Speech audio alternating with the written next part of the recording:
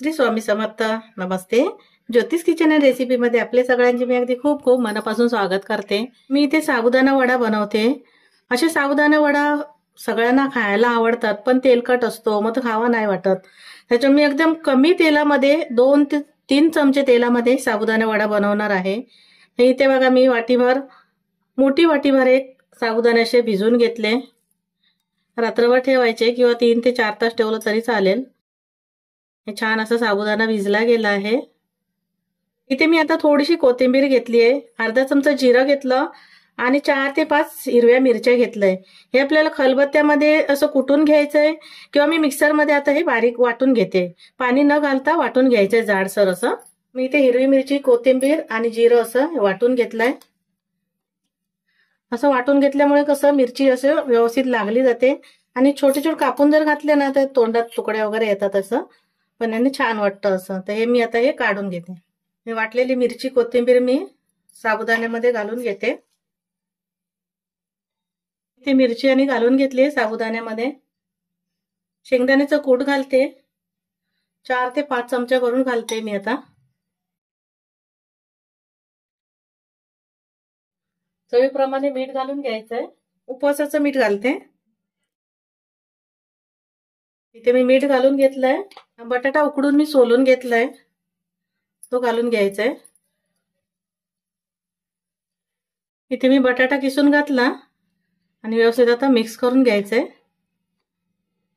मी इथे बघा हे सर्व व्यवस्थित असं मिश्रण मिक्स करून घेतलंय. मी इथे भांडं बदललं कारण मला त्या भांड्यामध्ये होत नव्हतं व्यवस्थित असं मिक्स करायला, त्याच्यामुळे मोठं भांडं घेतलं थोडं. आपण कोथिंबीर, मिरची आणि जिरं असं वाटून घातलं ना की मस्त असं सगळीकडे छान असं लागतं, स्वाद छान येतो. इथे आता व्यवस्थित असं मिक्स करून घेतलंय. मी इथे हाताला थोडंसं तेल लावून घेतलंय आणि वडे बनवू.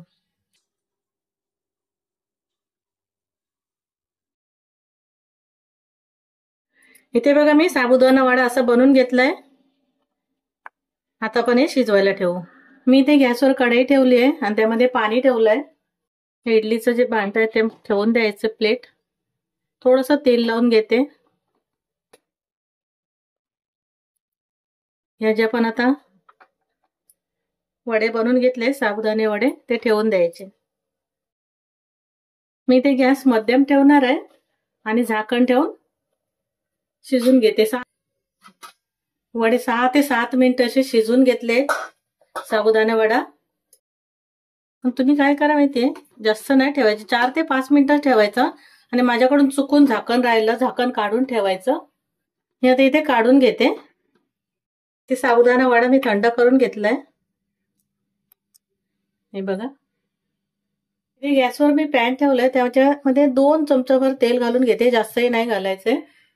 इथे आता तेल व्यवस्थित असं गरम झालंय, त्यामध्ये आपल्याला हे वडे थोडेसे तेलामध्ये 1 ते 2 मिनिटं असे परतून घ्यायचे दोन्ही बाजूने.